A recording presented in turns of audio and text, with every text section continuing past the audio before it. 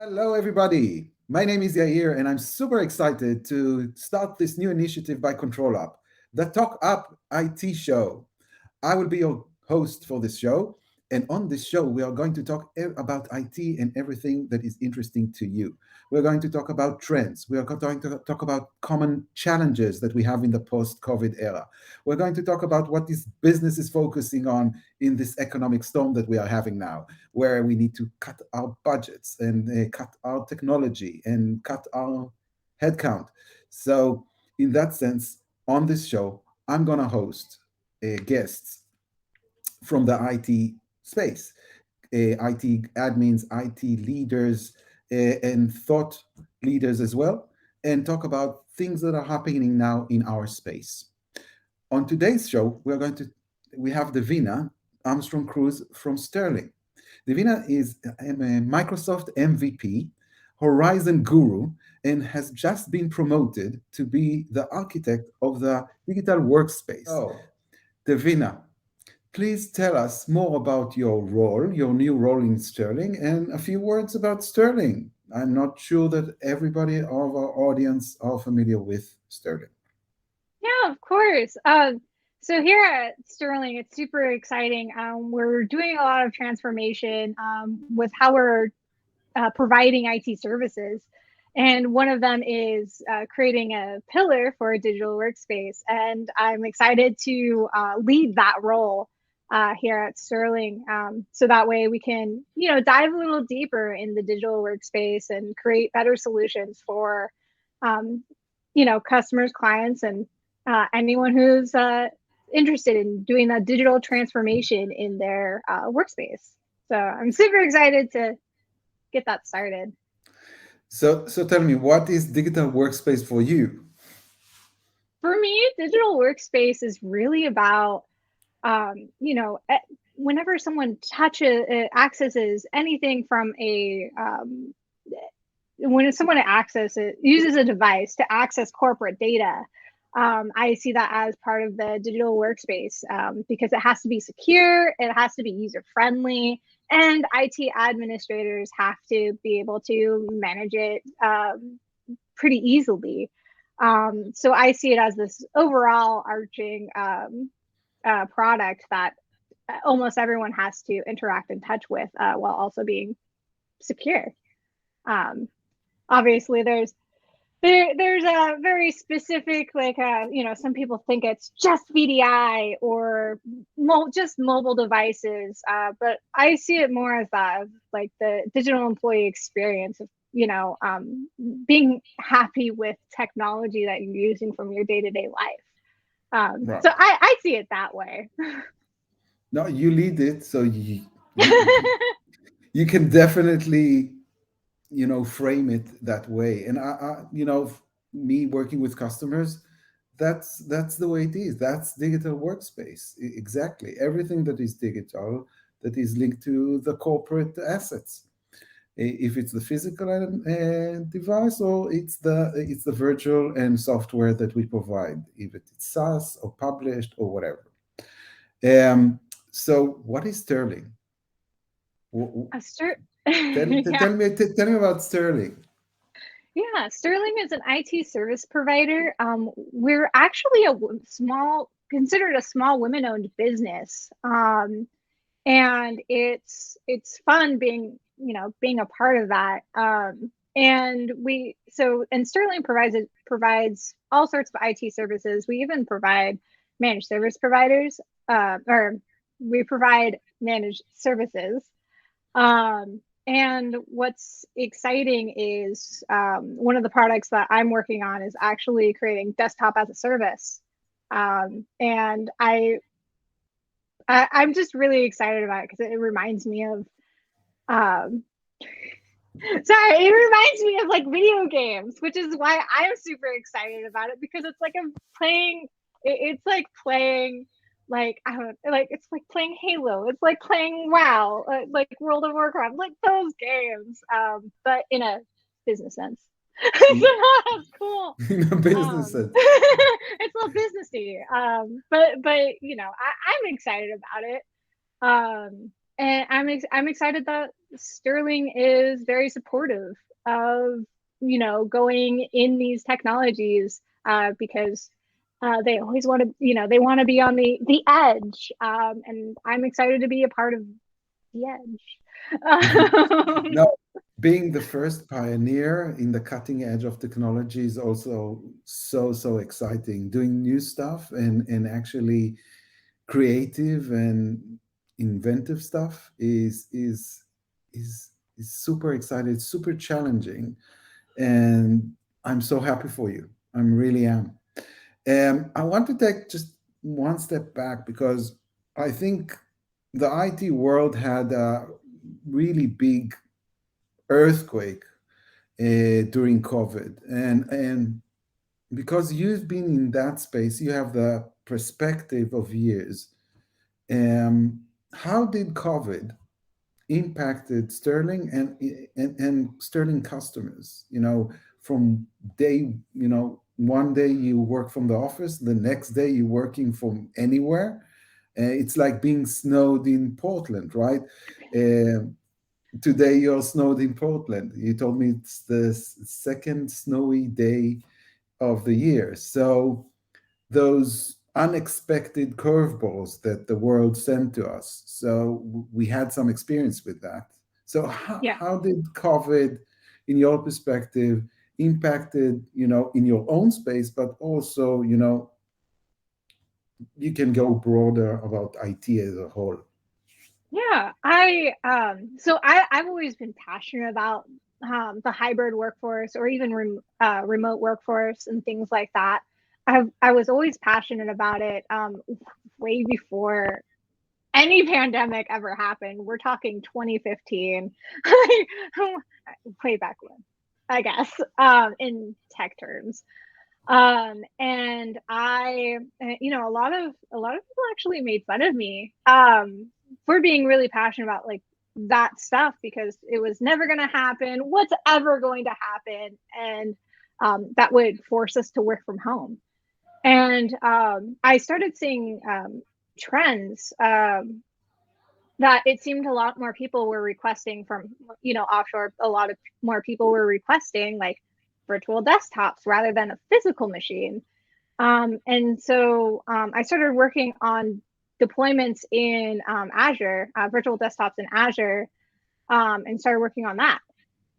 And then, lo and behold, suddenly there was COVID, and then there was the hardware shortage, and there was, I think it was in 2019, there was maybe like 5 requests for VDI VDI deployments, and then suddenly in 2020 there was over 15, and then the year after that there is almost 100 requests for VDI services to go and deploy these services. And I, I was low key happy. Not Yeah. to say yes, pandemic, but at the same time, it was like, and at the same time, it was like it's happening. Like the hill I was willing to die on so for you IT, it's happening.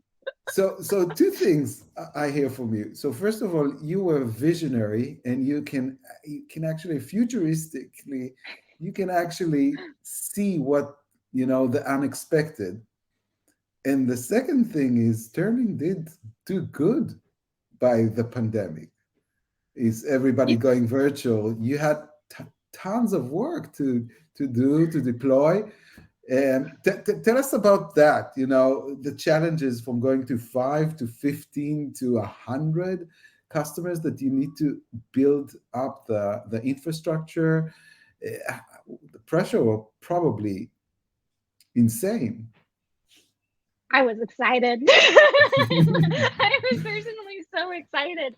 But it was intense, because the biggest thing, I don't think I personally ever realized, was there's not a lot of VDI engineers out there. Which is why I think why Sterling was getting a lot of these requests, because there's I have very few and far between. like I do the tech interviews typically for BDI engineers for Sterling, and it's almost few and far between when I get to actually do those interviews. And I've just there's not a lot of us out there. So you don't have that many people doing these VDI deployments. And so yeah, we were there was a lot, especially since the deployments could be, oh, I just need like for 20 users, I just need 100, right? Those are like, yeah, we can help you. But then you get suddenly the requests for 20,000 concurrent users, or those giant deployments, and that's when it started becoming complicated. And it's like, okay, well, where are your users located? And they're like, well, distributed across the states.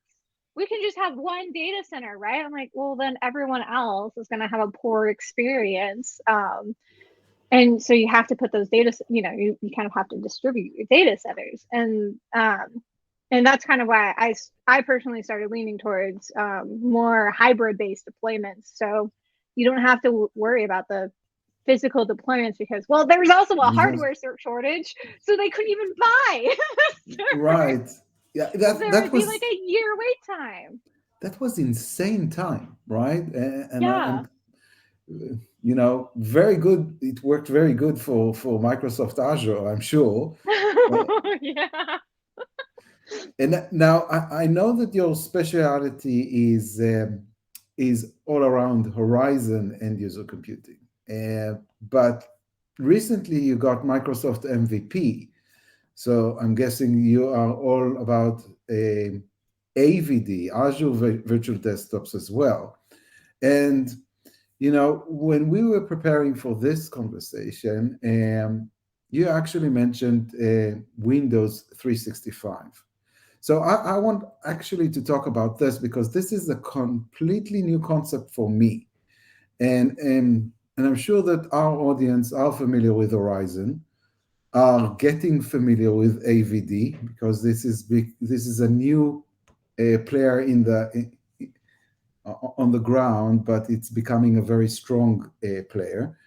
But what is Windows 365, and what is the difference between AVD? So I asked like 5 questions. I Yeah. have to be honest.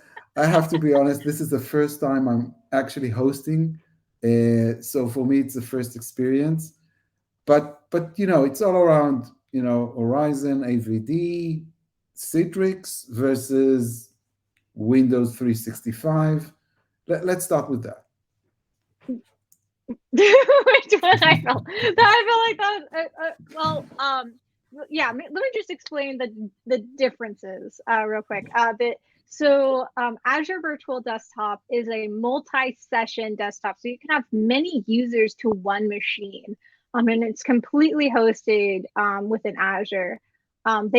They have created a preview where you can use it in Azure Stack, so have it on prem, and you can use it in a hybrid deployment, Mhm. and that's currently in preview. Um, and you can do it that way. But then how you pay for it is consumption based. So you pay for what you consume. So it's not something you really want on 24/7, unless unless the users who are using it, it's a 24/7 utilization. But otherwise, turn it Right, off. because you're And paying for every minute it's on. yeah, you're paying for when it's on. And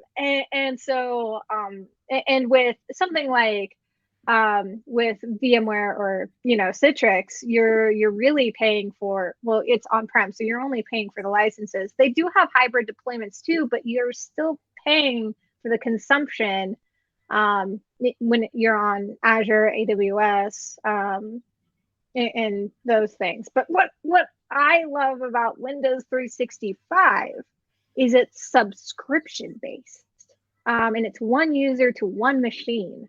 So it's not multi-session, but it's nice because you can have it on all the time, and I don't know. I like the idea of subscription, just because you're guaranteed the price. It's not changing, and Yeah, you don't have to worry about, about that's like the cost centers getting mad at you for overcharging. if we can be more economic and more smart on the way we use resources, that's great. But if you have subscription machines, that makes okay, it's on, it's off. I don't care as long as it's there, and I can have access to it.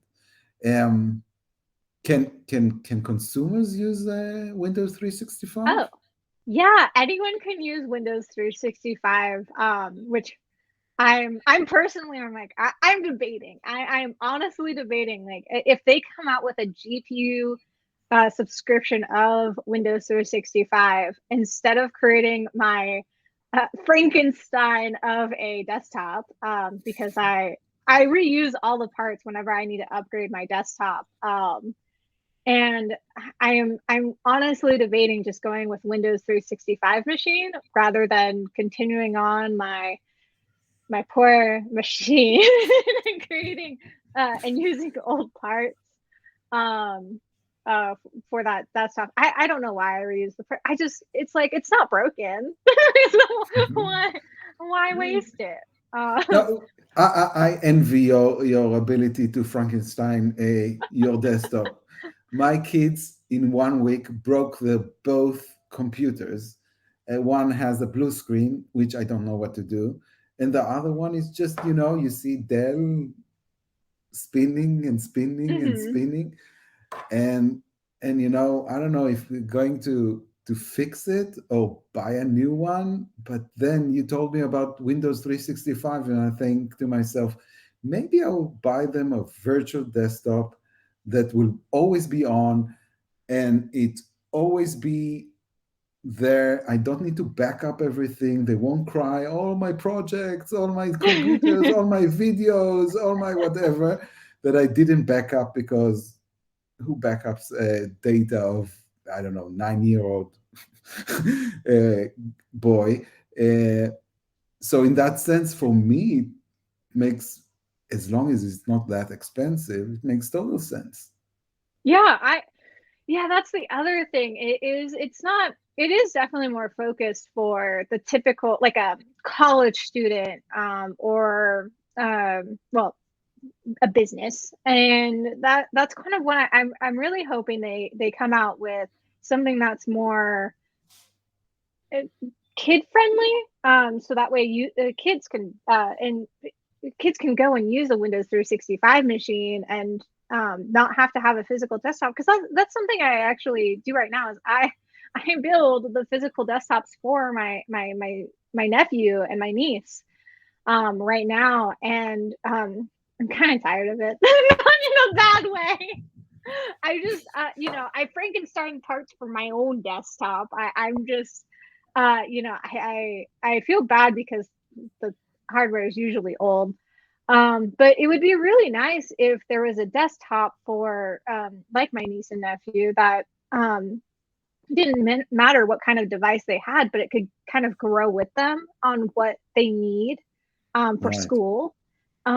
Because most of the time it is those, oh, I need to, write something up, and then, oh no, the computer died. I can't work on it. Can't do homework. Okay, sorry, bye. It's like, I'm gonna create no excuses for you now. No, It's the dog definitely. ate my homework, but from a computer standpoint. But I feel so bad. I'm that I'm that angry mom being like, you have no excuse. I'm gonna make sure you have no excuse. Oh, definitely, definitely. No, you're absolutely right. I'm hearing it from my kids as well. But they have I don't know what they do. They just broke the computer. I really don't know. So I, I'm looking forward to see if this Windows 365 service will come to Israel as well. I don't know. I didn't check Is yet. it?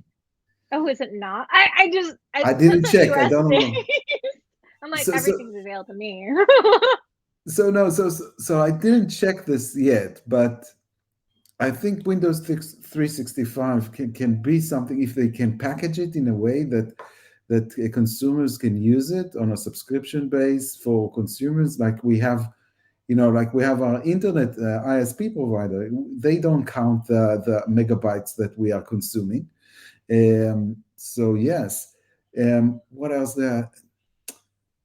So let's go back to our business because we really sidetracked here. How do you see Windows 365? Is it good for big businesses, small businesses? From the business perspective, who are the best audience for Windows 365? What are the advantages in a sense? When we are not, ControlUp is not selling Windows 365. We are not getting any kickbacks. I just thought that this is a new service that can change in the consumer side something that end user computing really changed the way businesses are protecting their assets and conducting their businesses.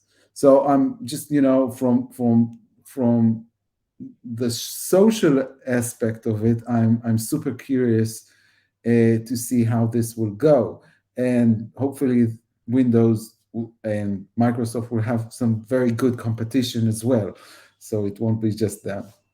Oh, yeah. The so when with Windows 365, I think it's kind of available for well, maybe it's available for everyone, and I think it works well in a lot of business cases. I mean, they even just came out with Windows 365 Government, which is FedRAMP, and things like that. So it's even approved for, government type of situations. One of the things I am personally hoping that it dives more into is, like we're saying, for students and for schools, because it's not quite marketed towards schools currently. And I think it will, personally, I think it would create a lot of student equity, I think, in the school systems here in the US. And I only know the school systems here in the US. So, That's but okay. I don't know even the school systems in Israel, and I have three kids in that system, so I don't know what's going on there. So if you uh, know a school system, it's a point for you. what a lot of the schools are doing is, throwing like a Chromebook at them, be like, here you go.